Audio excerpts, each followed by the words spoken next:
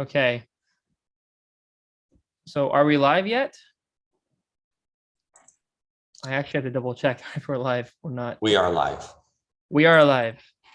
Okay, very good, very good. My eyes are looking right now just to double check because we went in and out a couple of times here. Yeah, we are live.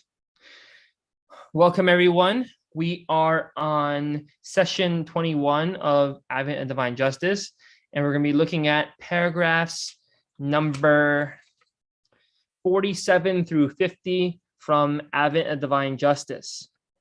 We've been going over some important subjects over these past 2 weeks, and we're going to continue on this important subject today. We are first going to be singing our opening prayer, and then we will actually cover the topics in Advent and Divine Justice. This beautiful prayer revealed to the Bahá'ís of the southern states. It says, "Every soul who travels through the cities, villages, and hamlets of these states and is engaged in the diffusion of the fragrances of God should peruse this commune every morning." O my God, thou seest me in my lowliness and weakness, occupied with the greatest undertaking, determined to raise thy word among the masses and to spread thy teachings among thy peoples. How can I succeed unless thou assist me with the breath of the Holy Spirit? Help me to triumph by the hosts of thy glorious kingdom, and shower upon me thy confirmations, which alone can change a gnat into an eagle, a drop of water into rivers and seas, and an atom into lights and suns. O my Lord, assist me with thy triumphant and effective might, so that my tongue may utter thy praises and attributes among all people, and my soul overflow with the wine of thy love and knowledge. Thou art the omnipotent and the doer of whatsoever thou willest.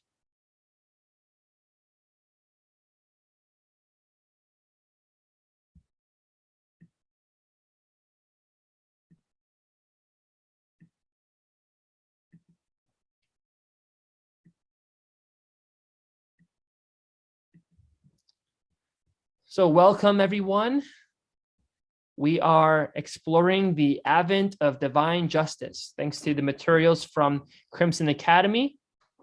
We are working thanks to the materials that Ehsan Bayat, who is not going to be today with us, discussing this with us, thanks to the materials that he was able to compile and help us better understand the materials within this beautiful book, Advent of Divine Justice, written by Shoghi Effendi and directed at the Bahá'ís of the United States and Canada. Now, where we are looking at session 21, paragraphs 47 through 50. We're going to be looking at subjects such as the application of moral standards, frivolous conduct, prostitution of the arts and literature, practice of nudism, companionate marriage, infidelity, promiscuity, easy familiarity, sexual vices, and denouncing asceticism. You can move on to the next slide, Jeremiah. So I mentioned a few things about the Crimson Academy. It was founded in 2011 by Ehsan Bayat.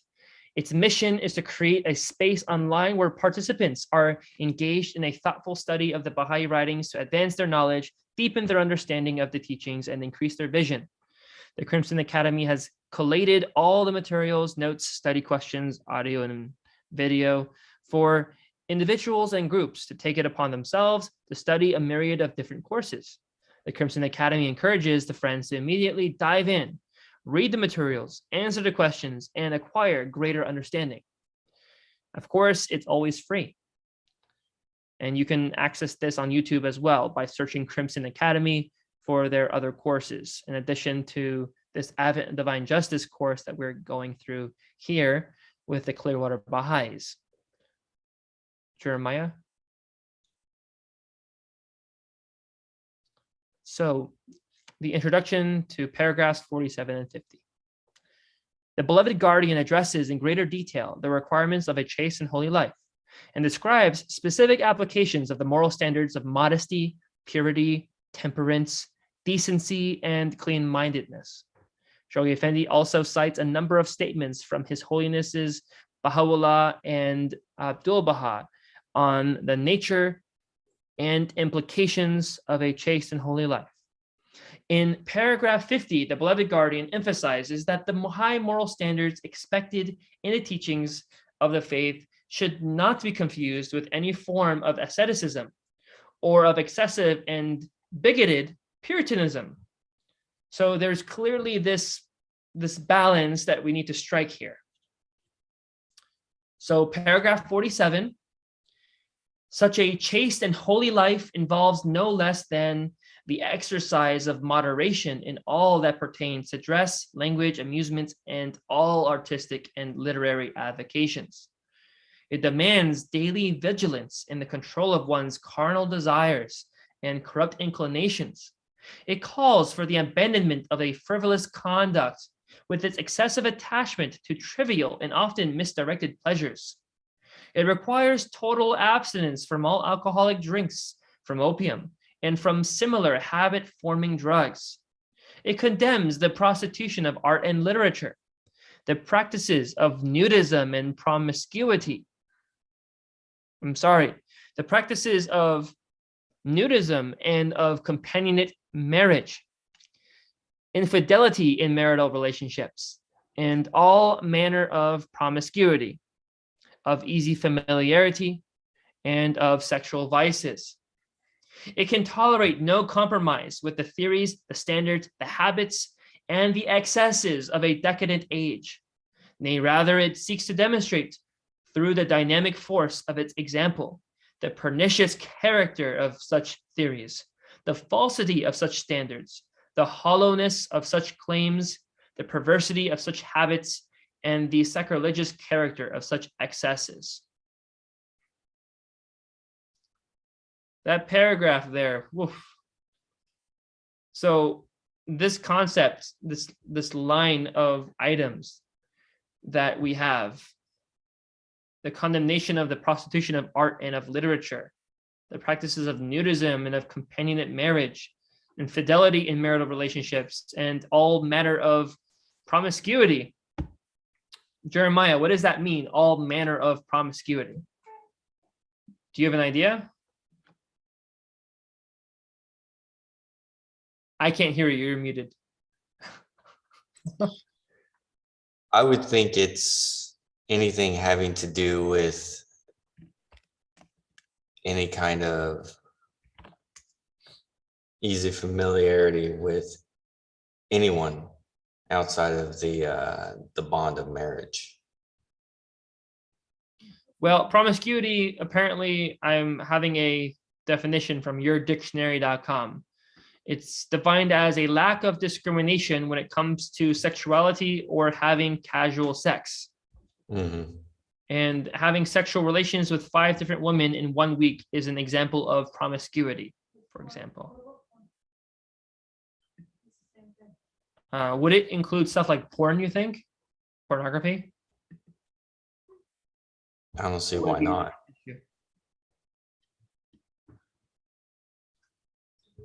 But maybe this will be discussed later in the presentation. So it's something interesting to think about. So it also, where was it where it says not to be confused with asceticism? That was, I think, before the summary. We'll get to that as well. So apparently, of course, there's this no compromise with theory, standards, and habits and excesses of a decadent age, but at the same time, it's something different, not per se what people in their mind think of when you think of all these restraints on these actions. If we could go to the next paragraph. Can you read this, Jeremiah? I can, except I can't get to the bottom because, okay. No, that's fine. Okay.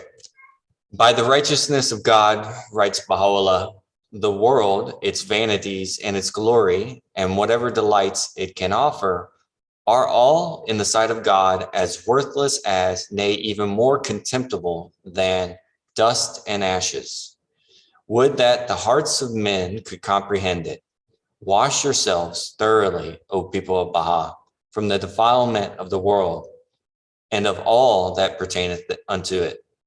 God himself beareth me witness. The things of the earth ill beseem you. Cast them away unto such as may desire them, and fasten your eyes upon this most holy and effulgent vision.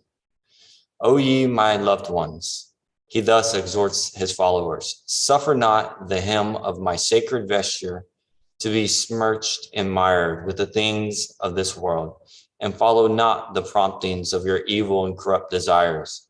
And again, O ye the beloved of the one true God, pass beyond the narrow retreats of your evil and corrupt desires, and advance into the vast immensity of the realm of God, and abide ye in the meads of sanctity and of detachment, that the fragrance of your deeds may lead the whole of mankind to the ocean of God's unfading glory.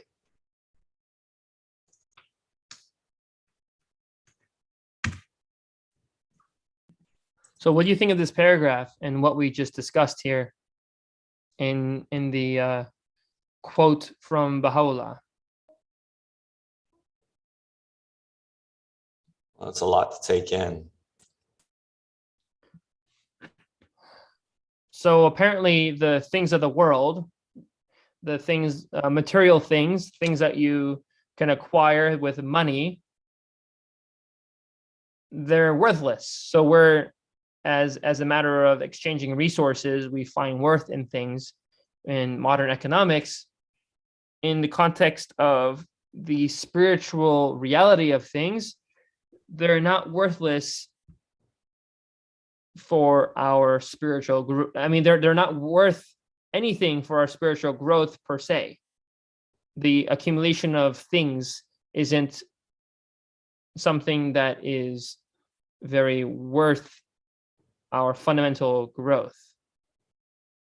So it says, wash yourselves thoroughly, O people of Baha, from the defilement of the world and of all that pertaineth unto it. Of course, we're not saying per se to not have any things and to live in asceticism, which again would be such as like a monastic life and such. So clearly there is a little bit of a difference. Mm-hmm. What do you think that difference is?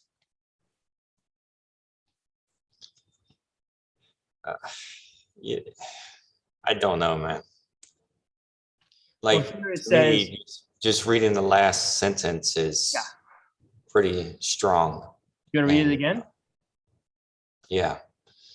And again, O ye the beloved of the one true God, pass beyond the narrow retreats of your evil and corrupt desires, and advance into the vast immensity of the realm of God, and abide ye in the meads of sanctity and of detachment, that the fragrance of your deeds may lead the whole of mankind to the ocean of God's unfading glory.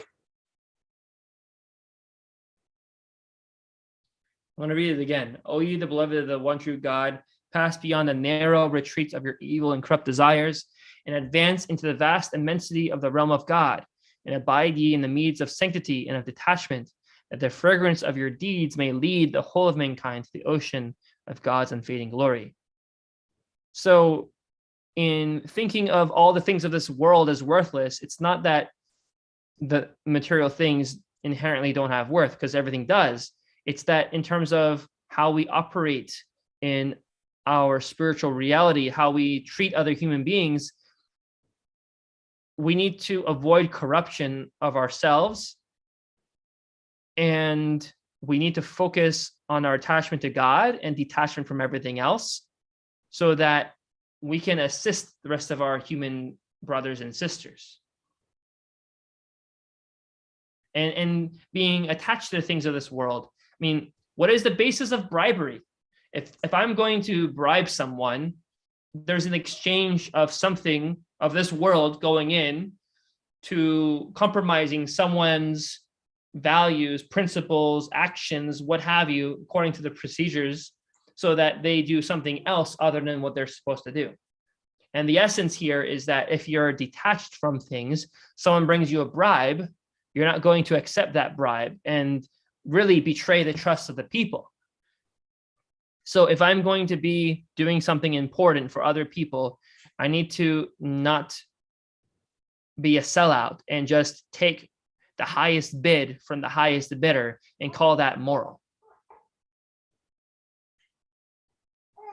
So effectively speaking, going back to the paragraph before and reviewing this one, it's not just about ultimately your sexuality or your gain of resources. It's about your control over your passions and your want for more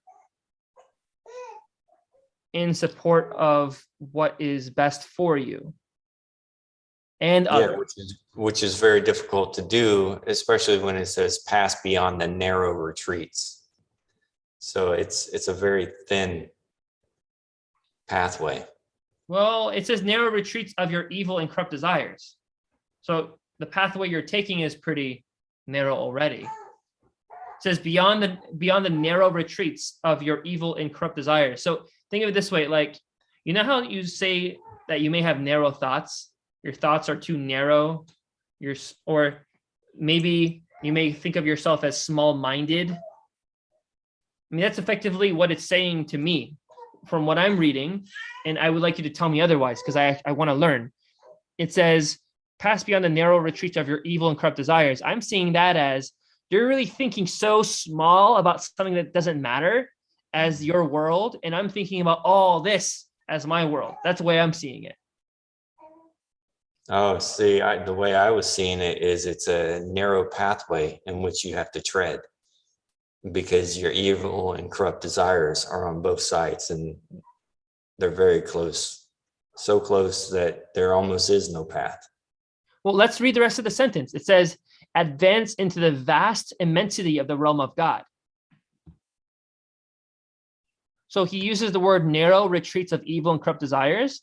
And then the antonym in this case, in the concept being shown of narrow retreats, he uses the words vast immensity.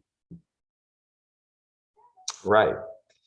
See, to me, that's a point of attainment that you reach once you pass your ego.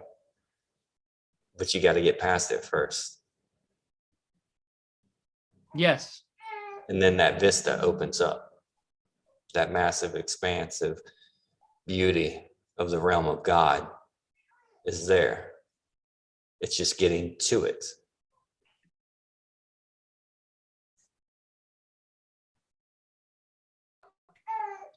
I like the description you use to say this vista opens up. So you're thinking of a wide view of things and seeing so much more than what you've seen in your previous life when you were not doing that. Like you're living a whole nother life. Like the saying of being born again, in reality, consciously, your conscience, your consciousness, conscience and consciousness, two things. Your realization of everything around you opens up to something that you never knew existed, and yet it's even more beautiful. It's not less than what you had, it's more than what you had. So like what I'm getting at is, I'm seeing in paragraph 48 here, where it's quoting Baha'u'llah, this reference to effectively to saying if you follow what you view as these restraints, really, in terms of not giving in to your base desires that really compromises other people if you act on it, you have a far more beautiful world you're creating for yourself. And consciously, your realization of all things is far more than in your narrow-minded pursuit of these little things that you thought were really, really great, but they actually harmed you in many ways. That's how I'm seeing this. It's a matter of And I think Scott, which is here with us, mentioned last session very well. There is this a certain amount of time you really have to live your life, only certain amount of hours during a day. And where people are so intent on these very narrow things in their lives, just their material existence, sex, their passions. Ultimately, if they're just focused on the few things they want and thinking less about the rest of their reality around them, it causes the tragedy of losing all of their potential reality that they're missing out on. So just because you're missing out on it today doesn't mean you don't have the option to try to look around tomorrow and see what's around you rather than the little things that you've been attached to.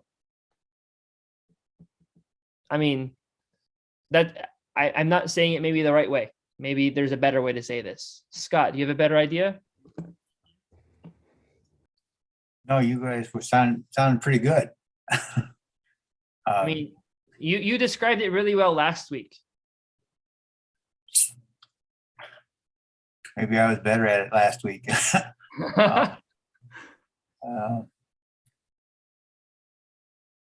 Yeah, I think when it's sad how some of us are, depends on how we are raised in a lot of cases, or what are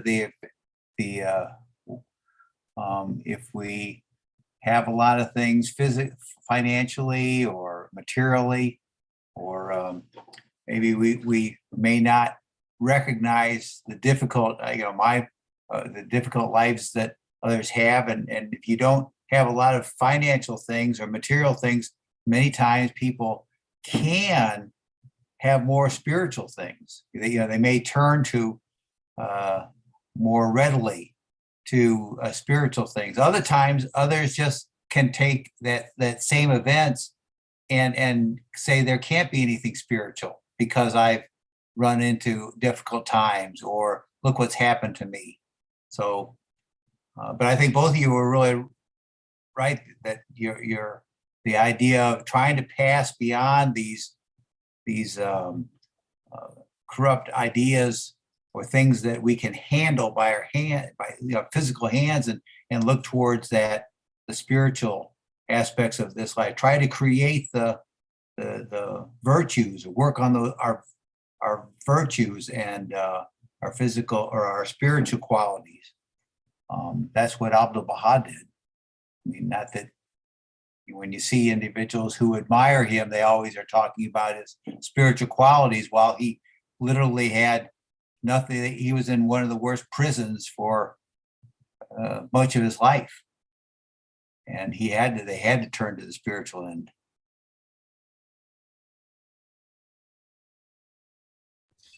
John, Alapa, Jeremiah, Alapa, Scott, and everybody, and Amira June.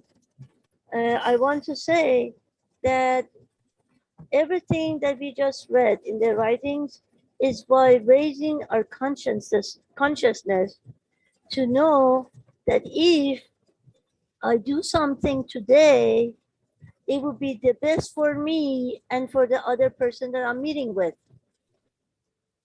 We were in a restaurant. We had food. The food wasn't that good.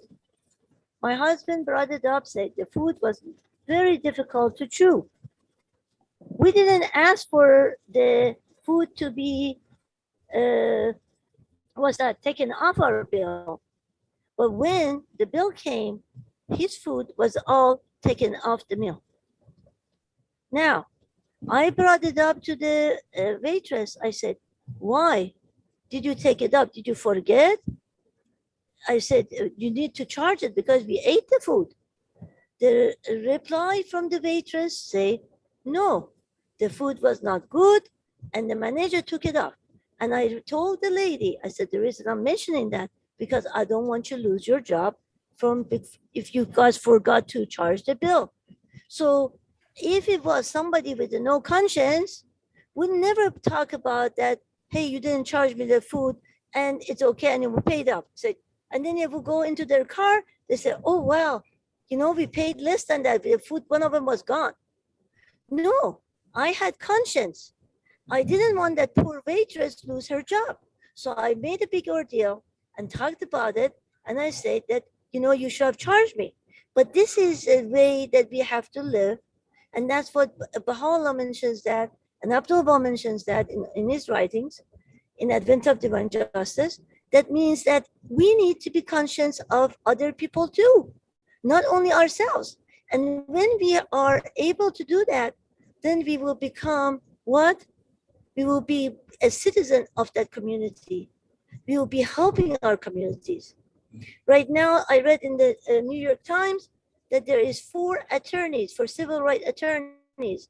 They are in Evin prison as we are speaking. They were in solitary confinement for a month and a half, which means they had no right to get a visit from another attorney or talk to anyone, any family members or anything like that. And the reason why they're in prison right now, they could have lived, they can live like a lavish leader attorney, but then what they got in prison because they were trying to defend the Baha'is of Iran. And they're Muslim, and they're in prison because of the Baha'is of Iran.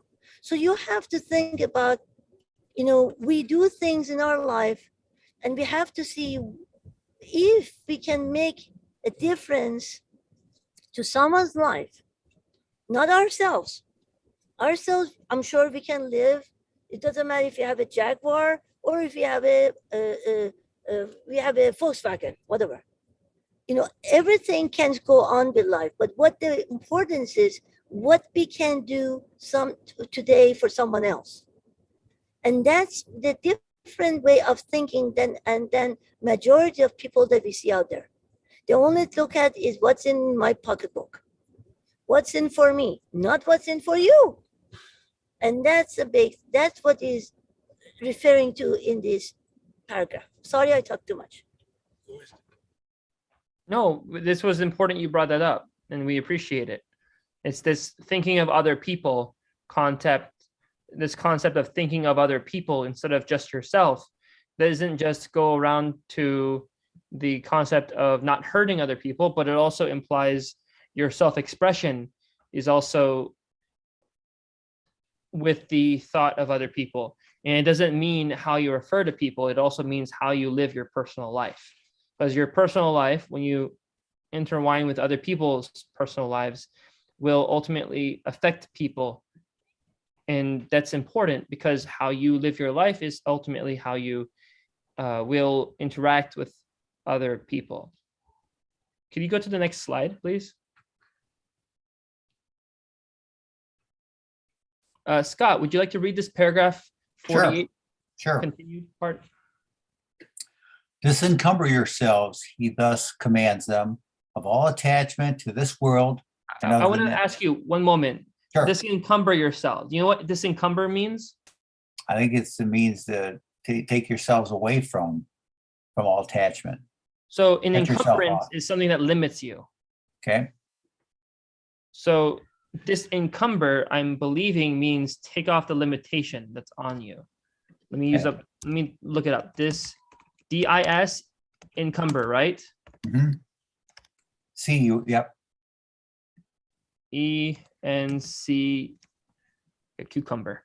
Okay. Free from or relieve of an encumbrance. Okay. So it would disencumber the world of a plague would be, for example, an use of this word. So disencumber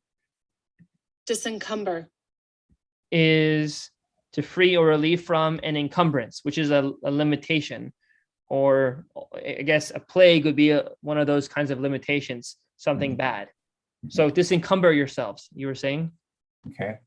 Disencumber yourselves, he thus commands them, of all attachment to this world and the vanities thereof. Beware that ye approach them not, inasmuch as they prompt you to walk after your own lusts and covetous desires, and hinder you from entering the straight and glorious path. Eschew all manner of wickedness is his commandment. For such things are forbidden unto you in the book, which none touch except such as God hath cleansed from every taint of guilt and numbered among the purified. A race of men is his written promise, incomparable in character, shall be raised up, which with the feet of detachment will tread under all who are in heaven and on earth, and will cast the sleeve of holiness over all that hath been created from water and clay.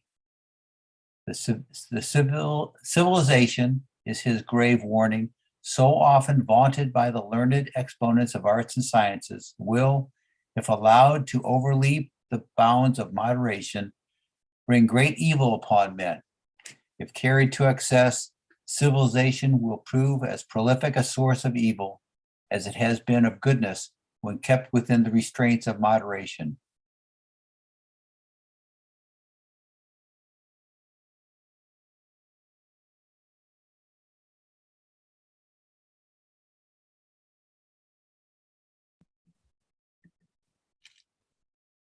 So do you have a reflection on this?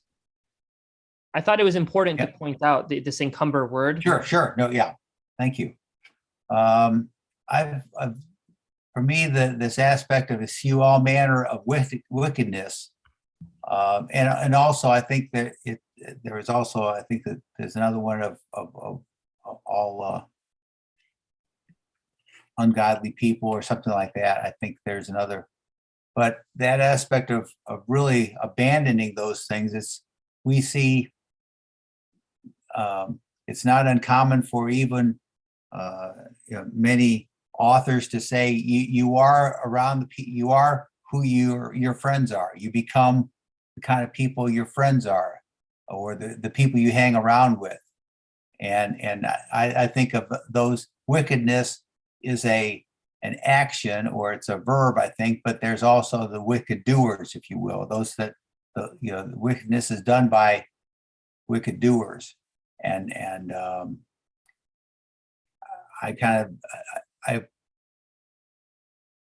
haven't use a lot of other readings. Just that the first time we do something that is not very nice, it's easier to do it a second time because we lose our guilt, our consciousness. Almost like Simone was talking about, if she had gotten away with people who get away with not paying a bill the first time and don't go back and report it, it's going to be easier to do that the second time. And those are those things that are forbidden for us in the book are things that we need to be. We may find physical pleasure or financial gain or something else by doing wicked things, but that's not helping our spiritual, our spirituality, our soul. And we're going to spend 99.9% of our existence in another plane than this physical one, as I understand it. And why not build up those spiritual muscles here?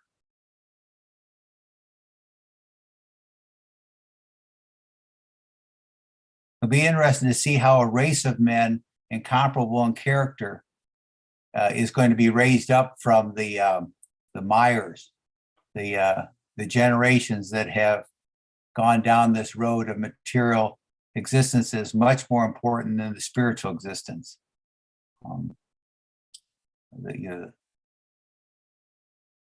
But many wonderful, beautiful plants come out of very dirty water or very dirty ground, and it just has to break free and get into the sunlight, and then they will those plants will take on their own existence. This kind of grows out of the earth, but takes the characteristics that's given to them from the sun, the physical sun.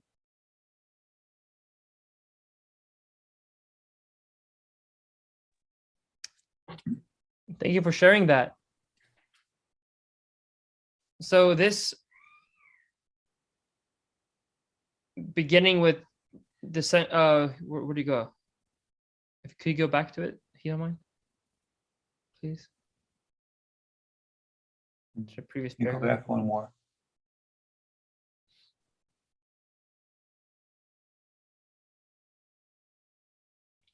Oh, we're going forward now. Oh, yeah, we're still going forward.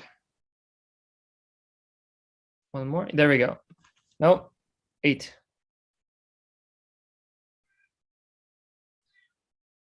Seven. Wow, Seven. we went forward a lot. Yeah. Okay, there we are. So disencumber yourselves of all attachment to this world and the vanities thereof.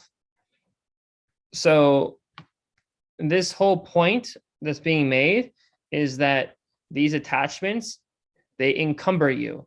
It doesn't mean that you're attached to a human being as a matter of your bonds of friendship and love, that you should not have these attachment because that's part of the world, right? That's not per se the point. It's about the paradigm in which we view the world. It's the paradigm shift. It's not about severing your connection to the world. It's about severing your attachment to the world and becoming sad because of it. So you can love everything in the world because you love God. So this whole principle of loving the source of all things, and because you love the source of all things, you love all things, is different from loving all things for themselves and becoming sad for every single bad thing that happens to those things. So everyone has misfortune. Everyone has a bad day. Everyone has a moment where they're going to not be happy with what happens to them in the world. But if we focus our attachments to these things that don't change, if we focus our attachments to these things that matter, that appear in everything in this world, the divine qualities of God, there's a whole new way to look at it, because you're less saddened by the changes and chances of this world, and you're more immune, you're more resilient to these things. And at the same time, if you know in society, say, look at the silver lining. They say, look at the silver lining, look at the bright side. If you're only looking at the bright side in things, which is the only thing that matters, then you're not really concerned as much with the bad things, because you're not even bringing it into your scope of vision. So you're still looking at everything with the same eyes, but you're not attaching yourself to things that only cause you sadness, and you're still able to enjoy all things, which is the difference between this concept of asceticism that was mentioned before when we were starting. So you're not living a life of removing yourself from the world and being a monk. You're not living a monastic life, just reading. You have to be a part of the world. You have to be engaged in the world, but you have to care about the people more than you care about the things that are in this world. And ultimately, not just the people, but what they stand for, the morals that they have, the virtues that are inherent in them in all things. So it says, a race of men is his written response. A race of men is his written promise, incomparable in character, shall be raised up, which with the feet of detachment will tread under all who are in heaven and on earth, and will cast the sleeve of holiness over all that hath been created from water and clay. So imagine what I was just telling you. Incomparable in character, raised up with the feet of detachment, and yet they still cast the sleeve of holiness over all that has been created from water and clay. Things of water and clay is reference to the world. That is the world around us. Every living thing, every non-living thing in this world is made of water and clay. The concept of this world, water and clay, human beings. The difference is that you're casting the sleeve of holiness over all that have been created from water and clay. That means you're detaching yourself from the world, and yet you're looking at everything with a whole new paradigm. So it's not anymore about how can something be used? How is it a resource for your use? How is something able to be used by you to make you happy? How can something be, I'm going to say the word used again, used for something else? It's not about this consumerism, this consumerism. You're not consuming things. It's about these things are inherently good within all things. So if you view as everything as sacred, you treat things far differently than if you were to view everything as a resource to be used by you. It's less than respectable to the resources of the world when you treat everything like future trash. Everything we create isn't supposed to be trash. We're supposed to think of things in a very different light, with again, we're casting a sleeve of holiness over all that has been created from water and clay. Likewise, when you come into a relationship with another human being, you need to think about that person as another soul, as another being that has feelings just like you. They're not a resource to be used. People aren't resources to be used. I needed to point this out because ultimately speaking, when you have this short-sighted, this narrow vision of the world, you're actually encumbering yourselves. We're encumbering ourselves with attachment to the world and creating more reasons for more attachment to the world, which causes really a downward spiral in terms of if we really get our way and we actually get everything we want in terms of how everything operates. It doesn't work. It's not logical in the end. But if you view a world where you have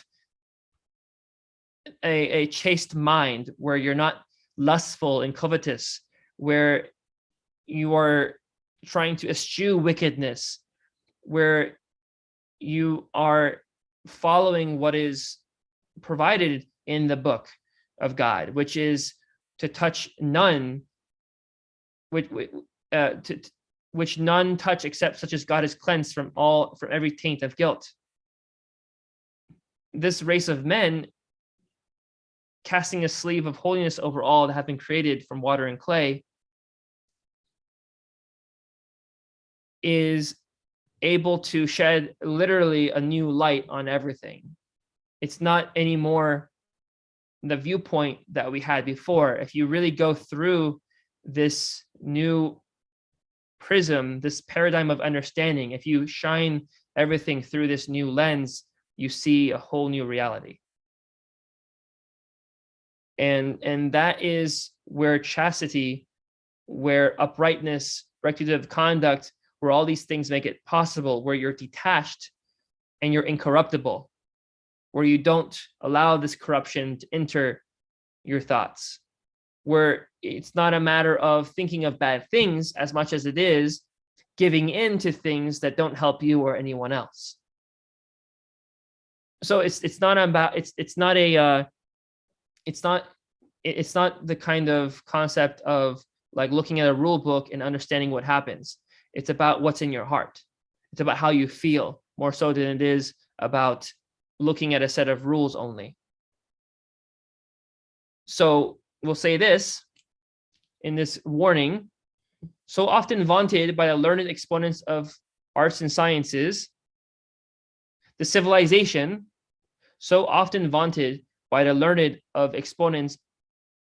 I'm sorry, can you read this, Jeremiah? I'm tripping over my words. The last sentence, the civilization. So often vaunted by the learned exponents of arts and sciences will, if allowed to overleap the bounds of moderation, bring great evil upon men.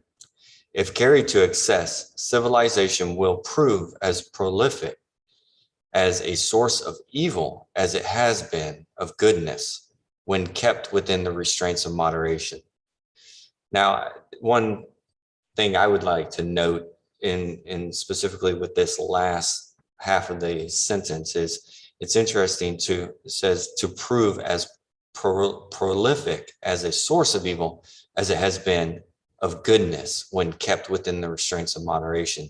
See, the majority of humanity, I think in context, sees all of human history as evil and not as goodness. When they compare it to understanding the historical aspects of not only from the fictional narratives, but also from the nonfiction, and people argue about religious texts in general as whether it's fiction or nonfiction. But my point is that this turns it completely in the opposite context, because it shows that all of humanity's growth has been good, and when it's kept in bounds of moderation, it actually leads to the flourishing of progressive civilization. Whereas I think in general, the majority of the world sees history as contextually a negative experience. Well, there have been a lot of acts that have caused echoes through history that have been very bad in terms of their effect on us today. So, for example, there's the saying that a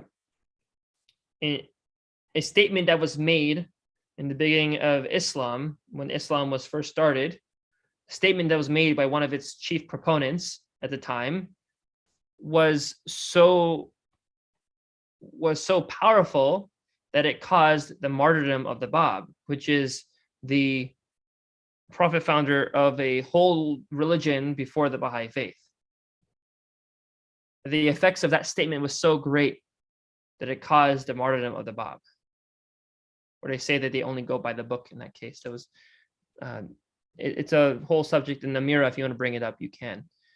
But the point is that some things that people do when the book of God is given to us, when the command of God is given to us and we disobey willingly during this revelation, those are the moments, even though civilization has overall increased and humanity has had a positive historical experience, where you've had these times in history where they were told by the manifestation of God, by the messenger of God, not to do something, and we've done it. Those have been very negative experiences. Those have been very bad. And the irony behind all this, Jeremiah, which is why I'm glad you brought this up, is that where our society views a lot of things negatively, these are the things we conveniently ignore. So what I'm saying is, as a society, we ignore these rebellious acts of disobedience against God as being of import to negatively affect our world. Yet we focus as a society on a lot of things that our society has deemed to be negative, when in fact there was a positive outcome that society actually did benefit from at the time because of its circumstances at the time. I mean, I'm not going to be one to say that anything back then was justified, because if you think about it, Jesus's revelation has been around for 2,000 years. And I still do not see a lot of his teachings in action. So one could take the logic I just gave, even though I was making a little point, one could take my logic and say that the entirety of human history has been spent until now in disobedience to God. You could logically say that, actually. And you could say that until now, the world has been waiting for a time when it would be out of this oppression, this misery, this destruction. So from one instance, although we've been pushed to a point where we're ready for the message of Baha'u'llah, so that when people say this message, they don't get killed immediately for saying it, which is a great plus, it's a good benefit, not to die for talking now. But there is a lot of things that happened that weren't good. So in other words, there's these prophecies in the Bible and other books that pretty much talk about the time of waiting for pretty much the good days to come. The good days aren't here, they're not now, but they're going to come eventually. So what I'm saying is, what you said made me realize also that, in a sense, although we've progressed, I think the only progress we had as a civilization was to enable us to eventually be ready for this message we have now, and ultimately to be able to say it without getting killed for saying it. And that everything else, aside from that, we don't really have any benefits because we really haven't obeyed anything.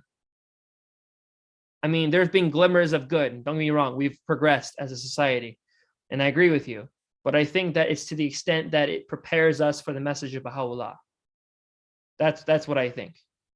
That aside from preparing us for the message of Baha'u'llah, to be able to hear the message, to spread it across the whole planet, to be able to have the freedom to live and believe in most of the world, hopefully, I think that is a important point of consideration. And what I wanted to focus on, though, on this quote, it says, the civilization, so often vaunted by the learned exponents of arts and sciences, will allowed to overleap the bounds of moderation, bring great evil upon men.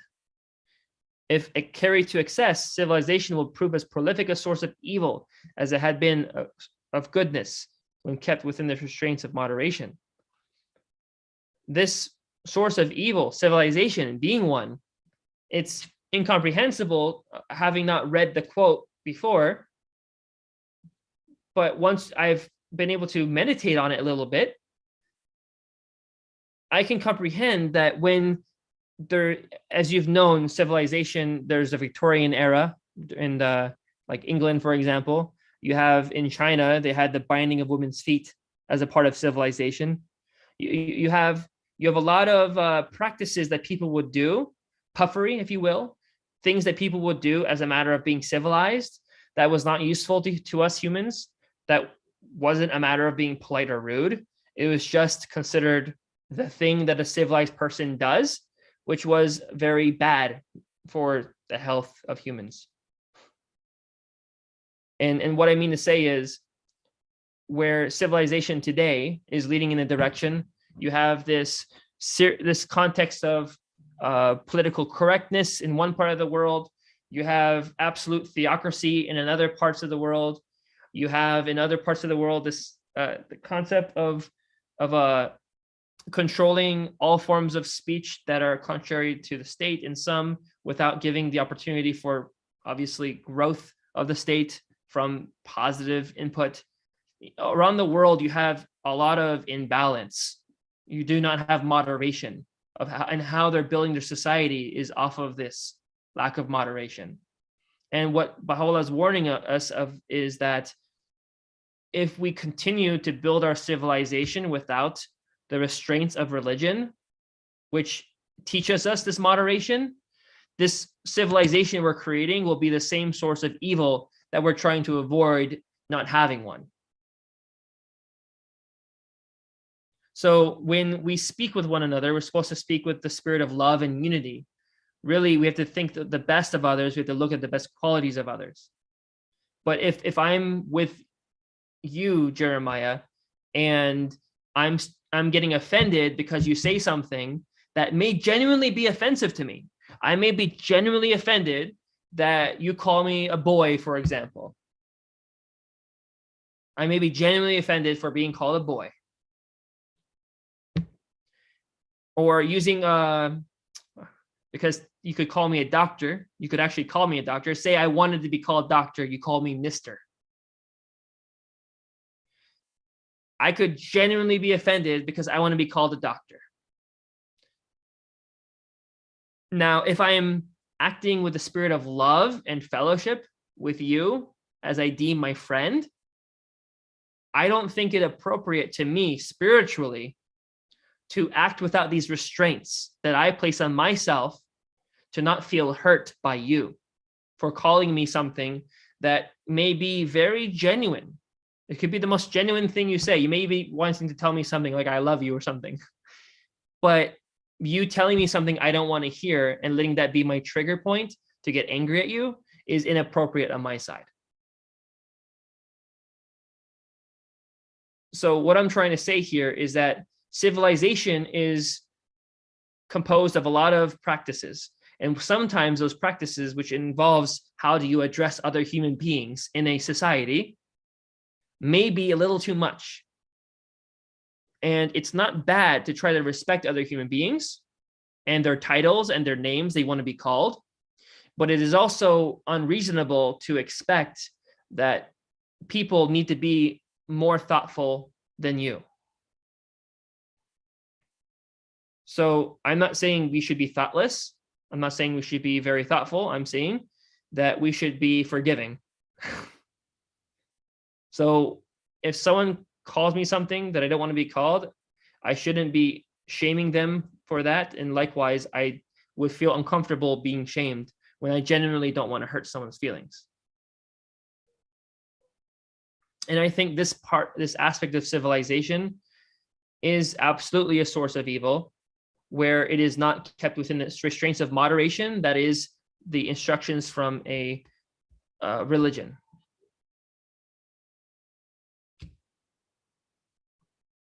And now there's a lot of ways that how I've described this, it could be described differently. But what do you think of this, Jeremiah? Scott, what do you think?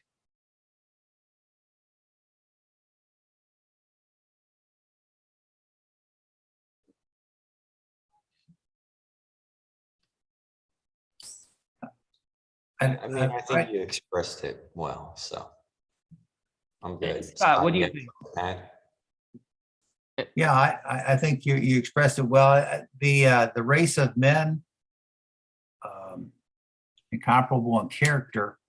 When I think of something like this, I think of some of the stories. I think of people who were around Abdu'l-Baha and use Abdu'l-Baha as an example of how to live. And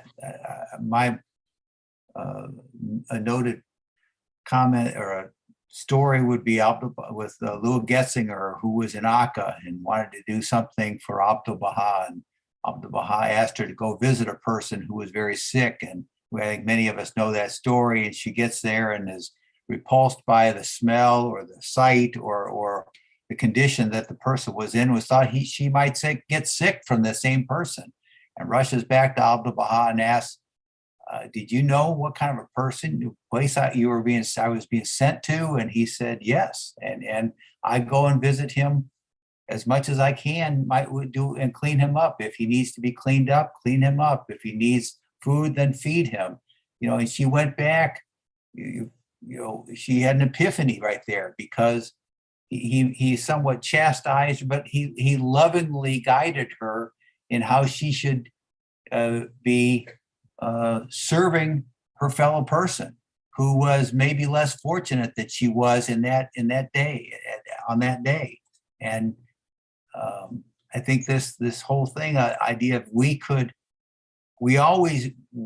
get through this world by ourselves. Humans can. Maybe some animals can, but humans can't.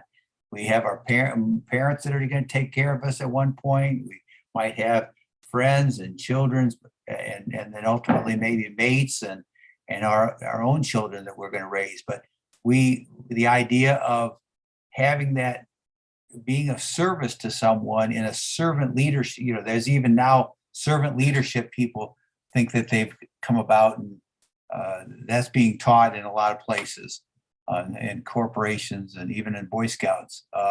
That servant aspect of trying to, how can I serve someone, be of service? And I think that of men. Can you imagine?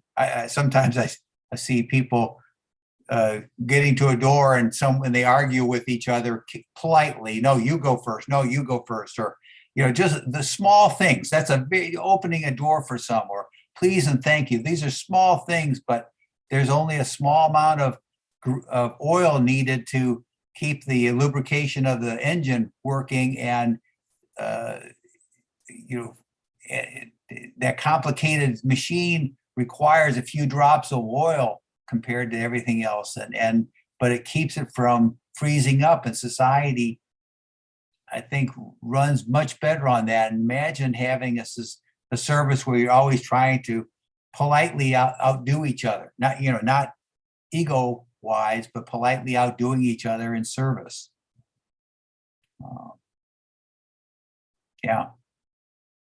I like what you were saying, and it just came to my mind that we don't do service with conditions. Like, oh, I will do this for you. Only this I'll do, or like, not.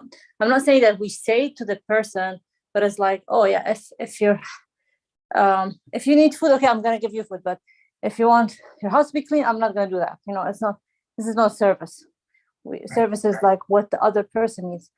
It's like a mother or a father cannot say to the baby, oh, I'm gonna only change your diaper if it's a pee, not the poop. Yeah. Oh yeah. How can we be of service to that individual? It's going to be different we've got 5 people here. Each one of us has different needs and like, so and there's an ego thing there. We have to watch out from that fact.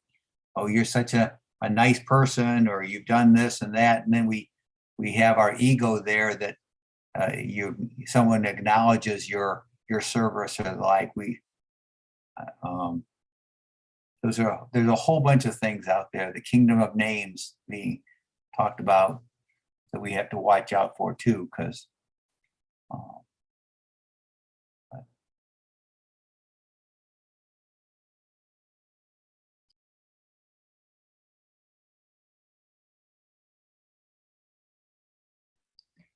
So this topic, just this one part of the paragraph, brings a lot of meaning, and my explanation is very poor, just as much as everyone here, of the text of Baha'u'llah itself.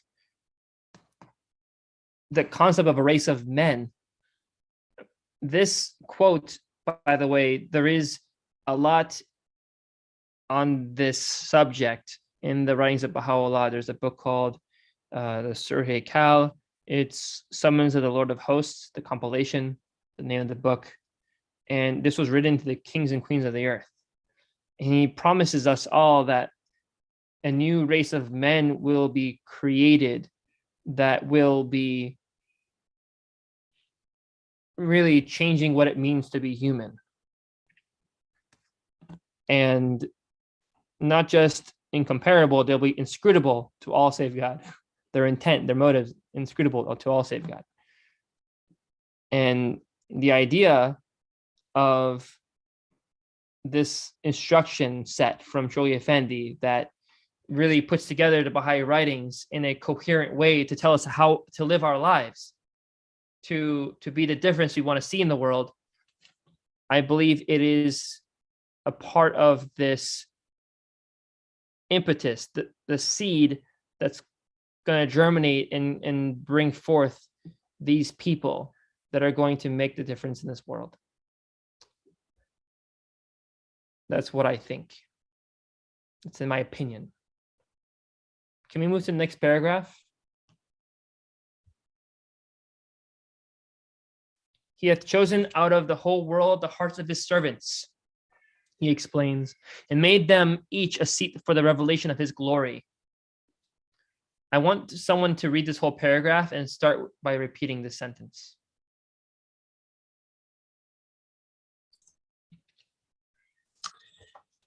He hath chosen out of the whole world the hearts of his servants. He explains, and made them each a seat for the revelation of his glory.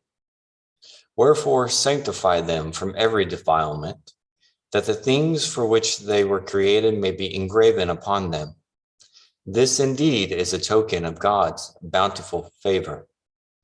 Say, he proclaims, he is not to be numbered with the people of Baha, who followeth his mundane desires, or fixeth his heart on things of the earth. He is my true follower, who, if he come to a valley of pure gold, will pass straight through it aloof as a cloud, and will neither turn back nor pause. Such a man is assuredly of me. From his garment, the concourse on high can inhale the fragrance of sanctity. And if he met the fairest and most comely of woman, he would not feel his heart seduced by the least shadow of desire for her beauty. Such an one, indeed, is the creation of spotless chastity. Thus instructeth you the pen of the Ancient of Days, as bidden by your Lord, the Almighty, the All-Bountiful.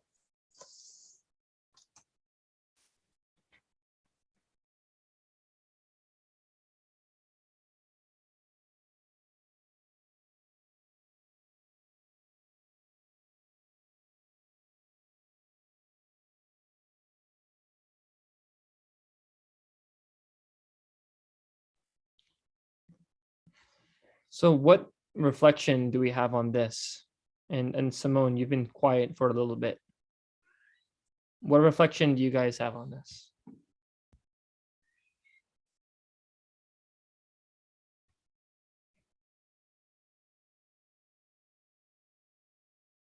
And Scott, I know you probably have something to say on this. Personally, I think when we look at these things, it's all kind of a relative. Some of these are relative. The advice is when I say he's not to be numbered with the people who follows his mundane desires and fixes his heart on things of the earth. That's a relative thing for a lot of people. And that's why we take ourselves into account every day, because if I started lifting weights a while back just to stay healthy, and at one point I thought 15 pounds was pretty good to lift, but after I got used to that, maybe I worked my way up to 20 or 30 pounds. And I look at someone who, and what are the things that we attach to the earth? What are we following? What are mundane desires? To someone, it might be a cookie. Another one, it might be a building. Or it may not even be physical things. So we all are given a certain amount of. We shouldn't be judged by these, because we don't know what each other's tests are, and again, it's how we're raised at some things. But I've certainly seen and this goes beyond to my, as I remember, things of not just the faith, because there are people from other faiths that are able to do some of these things. I remember a story of Abdu'l-Baha meeting a Christian missionary, and he talked about the things that he had done for folks in another country. And Abdu'l-Baha says to him, I know, because your deeds brought me great happiness. So people of the earth that are doing these things, just people of goodwill, or well, I don't know, I'd say faith needs to can bring great joy, and as they sacrifice their own, maybe their physical cares. And then we come into the chastity aspect, the fairest and most comely of women, and then the financial gold. That those are, I think, good examples of tests that people have.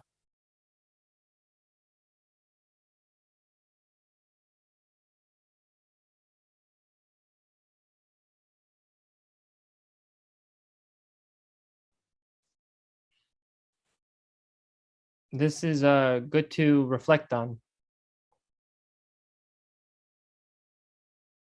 The sentence says, he is my true follower who, if he come to a valley of pure gold, will pass straight through it, aloof as a cloud, and will neither turn back nor pause.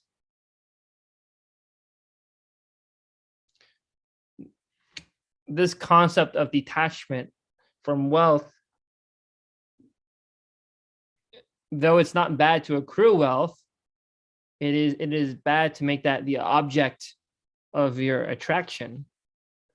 So when you detach yourself from that wealth and you exercise a sense of moderation in your purpose, why are you expending your wealth? Why are you acquiring your wealth? It's a whole nother story as to how you process the world, the paradigm you use to view the world. Because it's no longer about accruing resources for the sake of its accrual and living happy and blissful on some beach, on an island somewhere, sipping on a drink that's very cool while you just sit down and relax for who knows how long.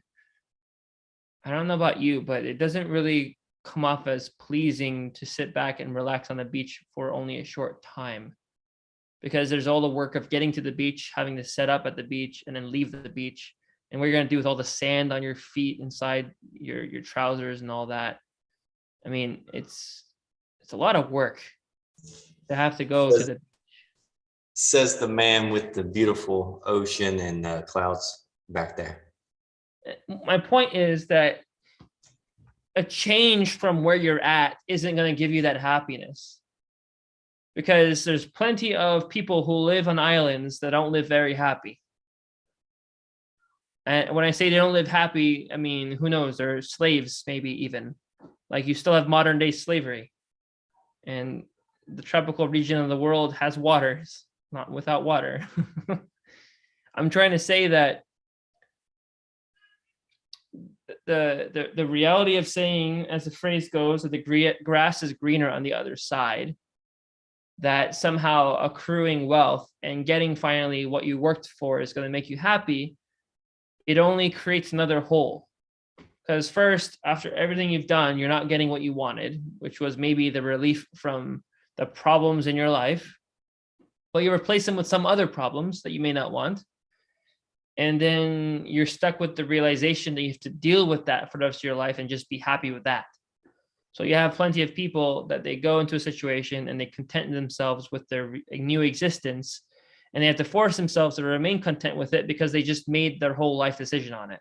And there's no real going back on it either, financially speaking. What I'm trying to say is that the logical reality of trying to live the good life materially never happens. It's a mirage. That's what I'm getting at. That even if you actually achieve your goal, that it doesn't make you happy. And that's why a lot of people have called this problem affluenza. There is this concept called affluenza, which means that you're so affluent that you're sick of it. You're sick of your own affluence. You could be a child growing up in a nice family. You could be an older person that didn't achieve what they thought they would. After they finally did everything they planned to do, they don't feel fulfilled or happy. You could be in a midlife crisis. I think that people who go through a midlife crisis have a fundamental spiritual issue, and it could be due to a lot of things. But I think that if there were a spiritual structure in their life, that people who have a crisis of sorts, and I mean in terms of continuing living their life, having to redesign what they're living for, change what they're living for. They finally got what they want. Now it's not making them happy. They're miserable. They still have to keep living and funding whatever it is that they're having to work for. It's not a happy reality. And buying things won't fix it either. So what I'm trying to say here is, what can you be happy with if, as Baha'u'llah points out here, you were to pass through a valley of pure gold? If you're not happy with wealth, which is effectively represented by the gold, and anything you can buy with it, which is practically everything on the planet, if you don't want to buy things, if you don't have the desire to buy things because gold has no value to you, what on earth can you find to do with your time? What on earth is going to fulfill you? What on earth are you going to do to be happy? Does anyone have a question or an answer to this question that I have?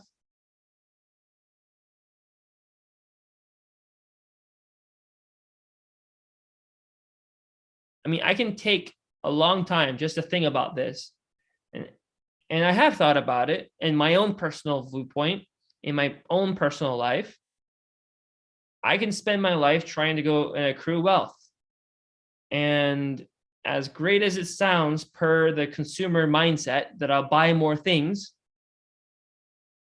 I don't want to go and slave away, work hard and toil just so I can buy something and still feel empty after that. If I want to go to sleep at night and I want to feel happy when I go to sleep at night, I want to feel like I did something that I wanted to do. I want to feel like I did something that makes me maybe not happy, but at least fulfilled. Like I did a day's good work.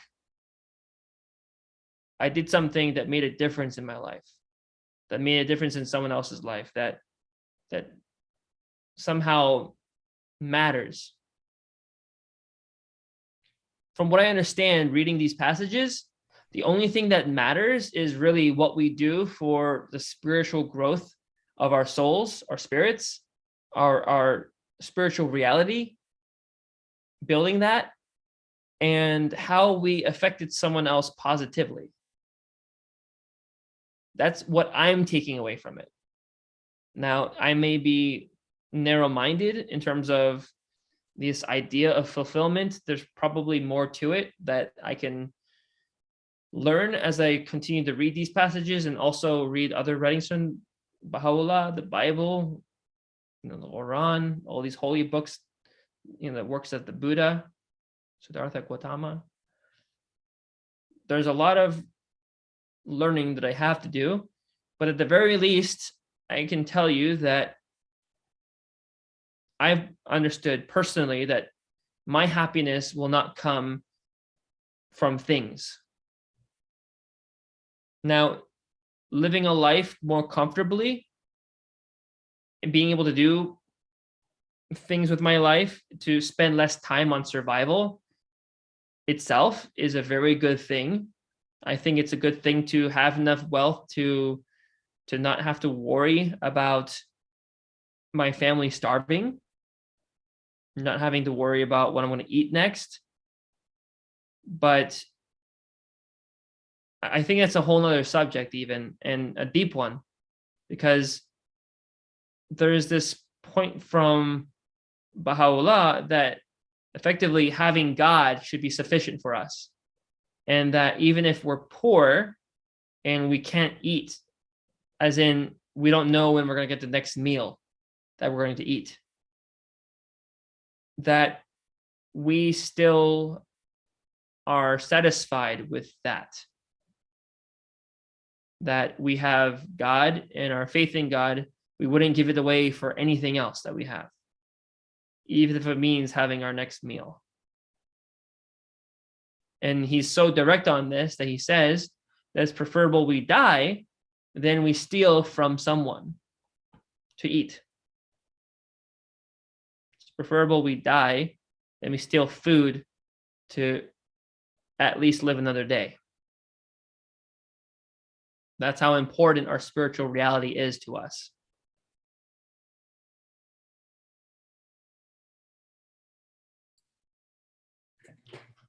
I've known a lot of wealthy individuals in my life, and much more. They don't need nearly the money that they have, and yet I'd say almost every one of them found more enjoyment, more spiritual enjoyment, helping other individuals. I've seen a person who was a congressman, very, very powerful congressman from my area, who a couple of years ago, when he and I were working on a homeless shelter, he was feeding. He would go on a weekly basis to feed homeless individuals at the center, and it just, he was rubbing elbows with, a number of years ago with the President of the United States, or very, what society today might be, say, very, very powerful individuals, and yet he made it a point of meeting these individuals and talking to them, feeding them, and then cajoling other individuals to do the same thing. So he found much more spiritual aspect of, he had what he wanted, I think, and he just saw that the financial aspect of it wasn't what he needed. He needed a more of a spiritual aspect, and it came from having a religious background, a religious thing where he went to church very often as a young man, he told me. So, those are, you can have a lot of financial aspects of life and not be happy. I mean, there's a lot of people who are not happy, as you said, John, who don't want to say it because they feel like they should be happy because they have financial stuff. Well, they don't have that. They haven't opened their heart for the only place in our lives that that God has chosen, and that's our hearts. And when we do open those up, we need to. That's where we need to be spending a lot more of our time. And time is as important sometimes as money, because there's people who would give $1 million for another 15 minutes of life at the end of their life if they're unconvinced of what death brings upon them.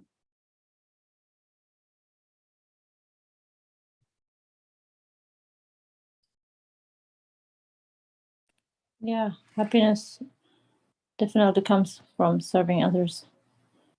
I don't see any other way to be happy. I think that's the only way.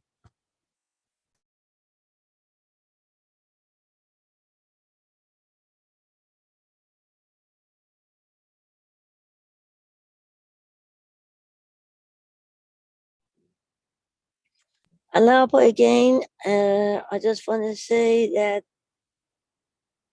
we all have to be servant to each other. In the meantime, that's what in Baha'i writings, to have a wealth is not bad.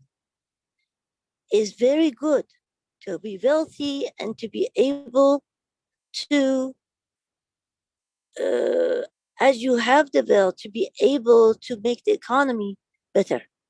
Which means if I am a business owner and I can hire more people in my company and be able to help them to grow, to have food on their table, is the same thing.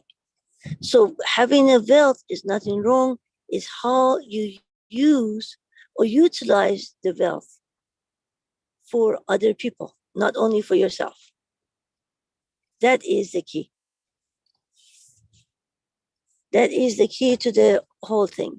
But what I would like to say from the whole subject that we discussed is that we have to change our own life every day. So every day there is a test we have that God gives us. And we need to focus that if something says no doesn't mean bad.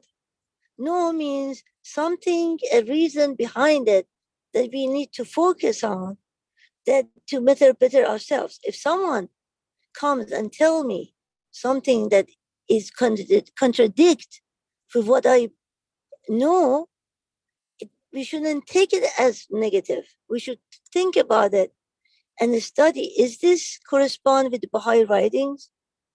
Is this make sense? If it does make sense, we should use it. If it doesn't, then we should let it go.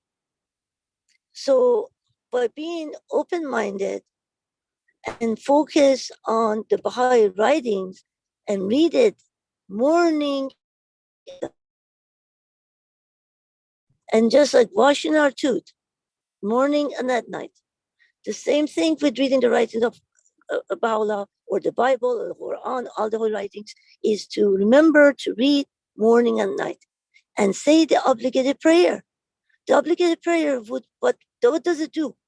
It teaches us to prepare us to be obedient to God's commandment, to be obedient, to know that God is first. Then we are able to do what is godly thing to do. So that's a beautiful thing. Thank you.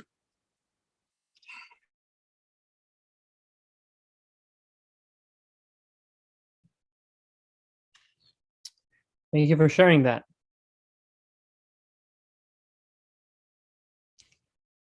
I think we've had a lot to discuss and think about today. And Jeremiah, I think that we can say we're getting close to closing out for today as well. But to review the materials that we just went over, and we're on paragraph 48 only. We haven't gone through all the paragraphs that we could have for today, but it was important to take time to really understand and determine what some of these things mean. Could you go back? I think it was slide 3, maybe? The one was like the summary of what we talked about. 4, maybe? Sorry. 4. There we go. Yeah, go back. Slide 4. Okay. Scott, this is the summary. If you could read it. The beloved guardian addresses in greater detail the requirements of a chaste and holy life and describes specific applications of the moral standards of modesty, purity, temperance, and decency, and clean-mindedness. Shoghi Effendi also cites a number of statements from His Holiness's Baha'u'llah and Abdul Baha on the nature and implication of a chaste and holy life. Paragraph 50, the beloved guardian emphasizes that the high moral standards expected in the teachings of the faith should not be confused with any form of asceticism or of excessive and bigoted puritanism. So just as much as we're talking about these moral standards and the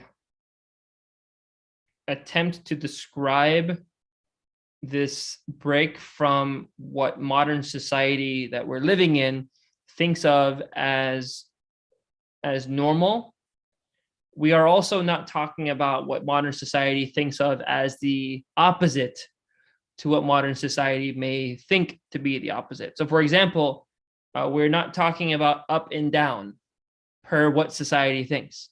We're talking about up and down per the opposite that we pose in belief to that of society. So for example, where it is in most societies understood, the concept of chastity would be to include not engaging in sex out of marriage under most circumstances. We, from chastity, also are bringing in this simplicity of thought in terms of how you view people in general.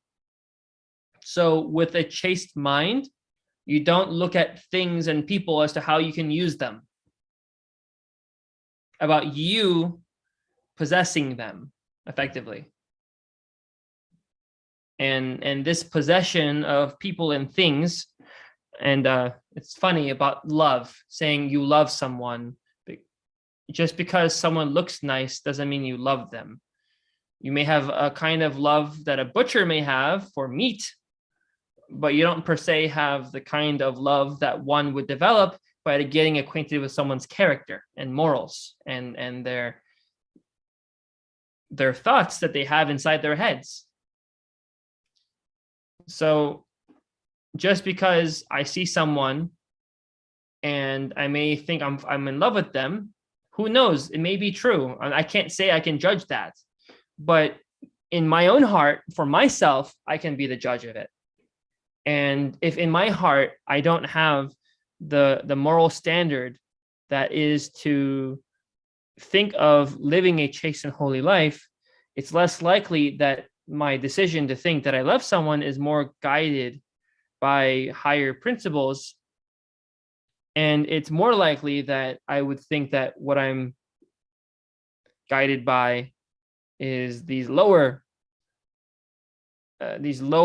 sentiments that every animal has. The concept of procreation and giving into lust, and ultimately my impulses. It's something that takes time to learn. It's not something I think that one could understand from just simply seeing something, because there is moderation involved. It's not just a split-second decision at its first glance if you don't know what you're looking for. But there definitely is a need to at least try for it. And again, it's as the guardian of the Baha'i faith explains, he emphasizes these high moral standards that are expected in the Baha'i teachings are not to be confused with any form of asceticism or of excessive and bigoted puritanism. So this isn't about trying to live a life that is without things and people in it, without obviously getting married and having children. It's not meant to stop you from accruing wealth and live a life where you don't wear certain clothing. It's about the values you hold while you approach people and things in your life. So I'm going to, for example, personally, I try to buy things because of a use that they have for me. I do. I try to buy things because of how I can use them to best accomplish why I'm buying them. But I don't think I should buy something and just readily be ready to dispose of it either. I think that I should care about what I have because it's a resource. Someone worked hard to make it, and throwing something away is wasteful. It's not that I'm attached to it. I'm not attached to reusing a cup that I have that's made of glass. If I have a glass cup, I should go and reuse it and keep reusing it. And unless it's going to be broken down and recycled into another cup or whatever people want to make it with, it's glass, whatever they want to make it into later, until I can find a way to dispose of it properly, I don't think it's moral for me to just throw it outside my window or throw it at a person or a wall. It's a thing that should be respected. I shouldn't disrespect things just because they're things either. And I mean, I don't need to get into the science of this, but I will tell you as a fact that there are a lot of garbage dumps in the world which are full of trash. And they're so full of trash that they are sending their garbage to other places that the people who live there don't want that trash. And let's just say it's a global issue that is not resolved. And also, not everyone wants their air to be dirty. So when in a place next to me, someone burns my trash, goes into the air, and it has dioxins and other chemicals that are harmful to me, it might cause cancer, I breathe them, I'm hurting myself. I don't want to hurt myself. I don't want to breathe poisonous air. But if I live next to one of those places and we burn our trash where we live, that might be in my future. I'm just mentioning one iota of concern for how we treat our things and what the cause and effect is.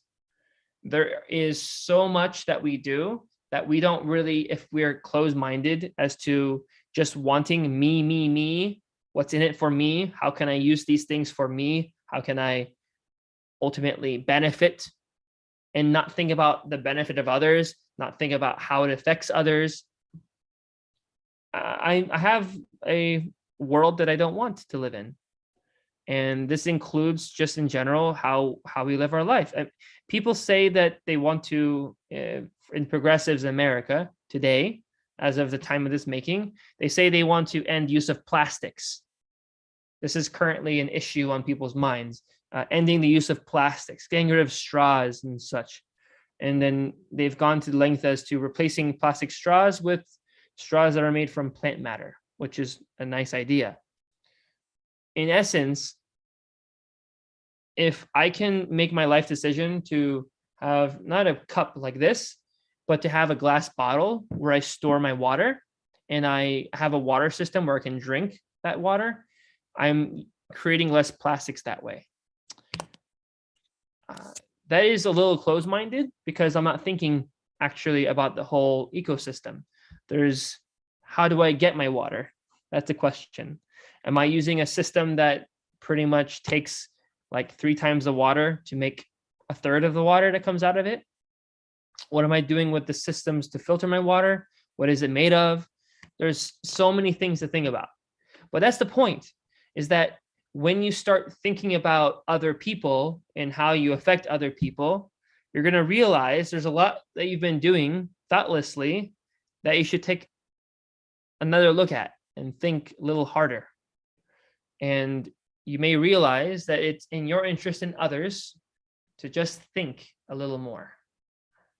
And I don't mean to stop and not live your life, but I do mean to reevaluate your life as you're living it. And I think that's a time efficient way to go about it. What do you think, Scott, Jeremiah, before we close out for today?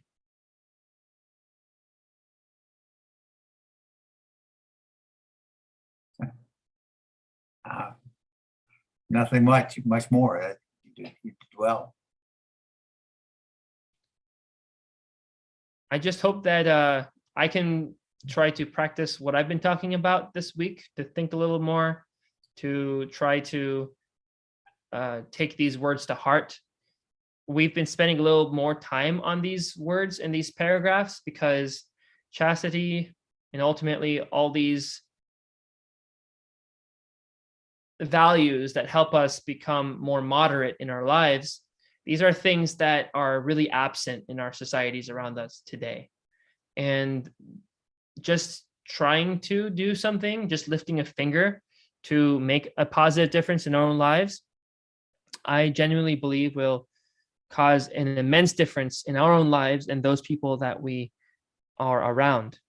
And I'll end on this for today to say that Shoghi Effendi, the Guardian, teaches that if we want to, for example, teach the Baha'i faith, teach the concepts in this beautiful message, the only way we're really going to teach people is if we actually do what we're talking about. We actually live the life of a Baha'i. John, one quick thing before we end. One thing is also, as a Baha'i, that is not been, we have not focused on, is to be able to save the environment and save money for retirement. That's one of the key for the Baha'is, because one of the laws of Baha'i faith is that we do not have begging. Nobody begs in Baha'i faith. Is that right? So what happens? What do we have to do that we would not be a burden to our society, burden to each other, is by being able to save for our retirement. So that's something is many people have not focused on, that as a Baha'i, we are not beggars. We don't live off other people's money. We have to be able to be self-sufficient, that we are able to help other people. So therefore, we also need, in order to have a good, chaste and life, is that we have to be able to be self-sufficient, to be able to serve other people. Now, I'm sure you can. Excellent point. Sure. That's an excellent point you brought up, because by having moderation and not by giving into our passions, our lusts, our desire for things, we have that money to save for our retirement, as we should try to plan for our life where we're not working because of old age that we hopefully will live to see. And that is extremely important, because this is another aspect of that moderation, having to save enough resources so that we are less in imposition on other people when we ultimately will need those resources for our own self-maintenance because we're not working or we're too ill and so forth. Or if you're young, many young people in America, 98%, they don't know how to save money because they have too much desires, too much. They want to go vacation. They want to go to have fun. They want to have this car. They want to have that car. You cannot live like that. They don't think that, God forbid, if tomorrow they have a car accident and I end up in a hospital and I don't have a work, am I able to feed my family? Those are the questions that we need to ask of each ourselves when we wake up in the morning and look at our fingers and hands and nose, saying, God, thank you for giving us all this stuff. But we have to be able to look ahead in our life, that God forbid something happens to us. Are we able to not to be a burden to our family, not to be a burden to our society?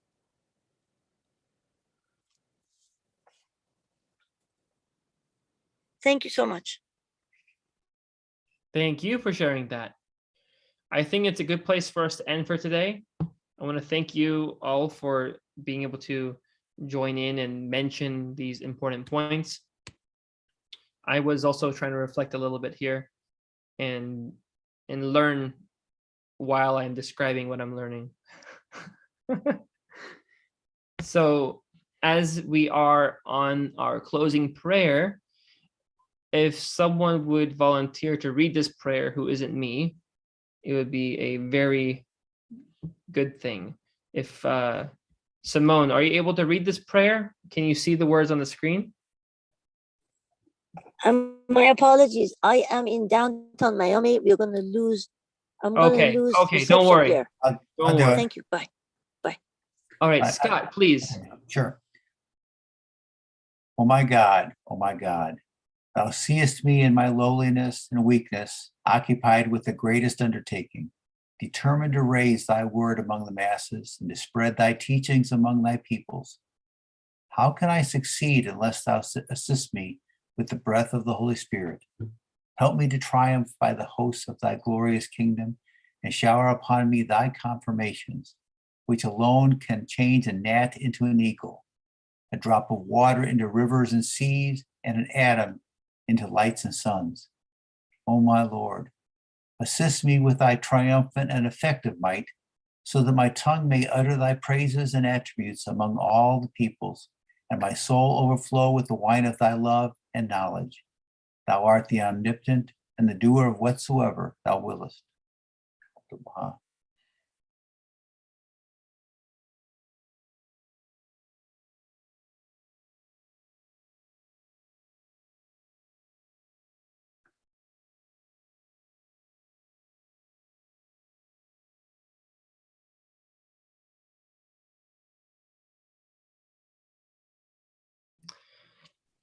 Thank you so much, everyone, for joining us.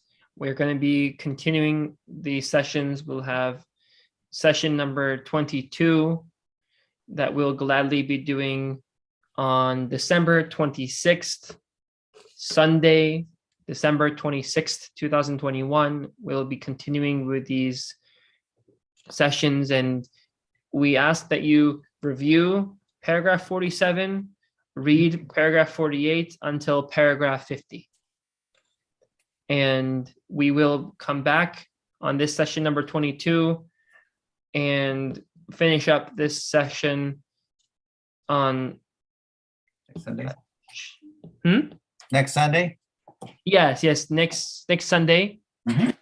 It'll be Sunday, December 26th, our next session, which is 22. Super. And we'll be finishing up this subject that we've started last week. Thank you very much, guys. Appreciate it. Long day today. It was a good day. Yeah, I sat through Wade's this morning. That was good. You did a good job. Yes, indeed. We look forward to having Wade Franson next month as well. We're just Good. have to work out the details. Okay.